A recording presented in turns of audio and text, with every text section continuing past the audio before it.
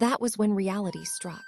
Our honeymoon began with me paying the house rent of 700,000 naira. The month we got married was the month his house rent expired. I fed us, I covered everything. Andrew, meanwhile, stayed at home watching football.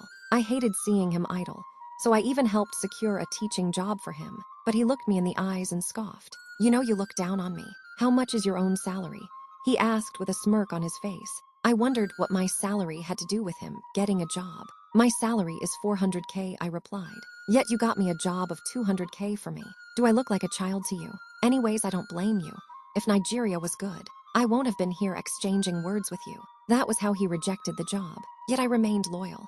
Every month, I gave him half of my salary, begging him to save it for the house. Instead, he blew it on betting. Bet Nija became his career. Still, I refused to give up. I have always wanted my marriage to work no matter what.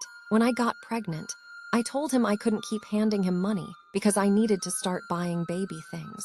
That was the month he raised his hand against me and beat me black and blue. Then I realized it was my money that had kept him calm all this while. Out of fear, I resumed giving him money just to buy peace. I begged him at least to save something for the hospital bills. He nodded, but when I went into labor with complications and I asked him to pay, he looked at me blankly and said, "I don't have any money." I had to call my parents and they came to my aid at the last minute. When I gave birth, but ended up losing my bundle of joy because of delays and the rest of it, I wept badly. I almost wanted to ask God if I did anything bad to him.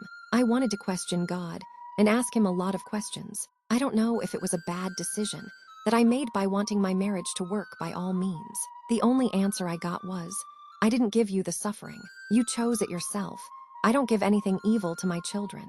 I wept badly and asked God to help me out. In my broken state, already knew that both taking care of myself and home will still fall on me. Despite the pain I was going through, I decided to stay with my parents for the meantime. And moreover, I didn't want my mom to see Andrew in another light, so he didn't object. 1 week later, I went back home with my mom to pack some things, only to meet him inside our matrimonial home with 2 women, laughing, drinking, enjoying. I didn't shout, I didn't fight. I simply gathered my things and left. He was shocked, the girls too. I called my lawyer and filed for divorce. That wasn't marriage, it was bondage. By the next month, the house rent expired. With nowhere to go, he signed the divorce papers and started squatting with a friend. The last I heard of him, he was teaching for 30,000 naira a month, and I shook my head. So now me go carry devil with my own hands. I picked up the pieces of my life, and I'm thriving once more again.